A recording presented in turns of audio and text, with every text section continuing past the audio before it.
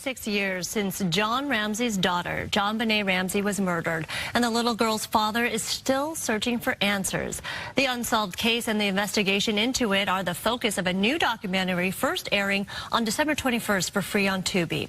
It's called Suburban Nightmare, Jonbenet Ramsey, and revisits the case, including how suspicion had been put on the family until DNA tests showed otherwise. After 25 years of advances in DNA testing, authorities were now certain that the DNA of unknown male 1 didn't belong to anyone in the Ramsey family. She knew, obviously, she was innocent. Our friends knew we were innocent. We had lots of friends that supported us. So, and even for me, the exoneration was, I was appreciative, but it wasn't a celebration moment. It was, okay, now let's really get on with finding the killer. And John Ramsey is here now. Thank you so much for joining us. Obviously, still, you know, all of these years later, it must be so difficult for you as the father who still is seeking answers and wants justice in this case. Well, it is. We've been encouraged by some recent developments that we might finally break the logjam on the roadblocks that have been there almost from day one.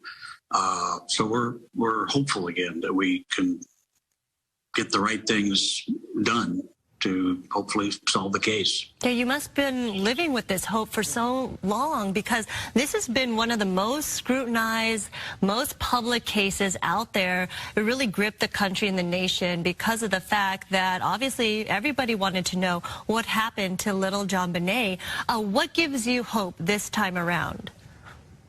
Well, our frustration from the very beginning was that the police had no experience with homicides. They didn't have a homicide detective or a department.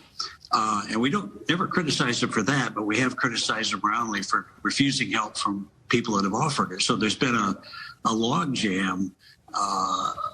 You know, we have 18,000 police jurisdictions in this country. Each one's a little island of authority, and that island's overseen by the police chief of police.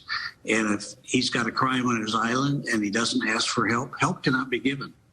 And that's wrong. Lots of help was offered to the border police, and they arrogantly refused it. They said, no, we can handle this, we can handle this. Well, they couldn't. And that was really a mission of ours from the very beginning, almost, to get the case in the hands of competent people. And now you're hoping DNA will ultimately shine new light on what exactly happened, who may have been responsible. What are you hoping with here in terms of the evidence?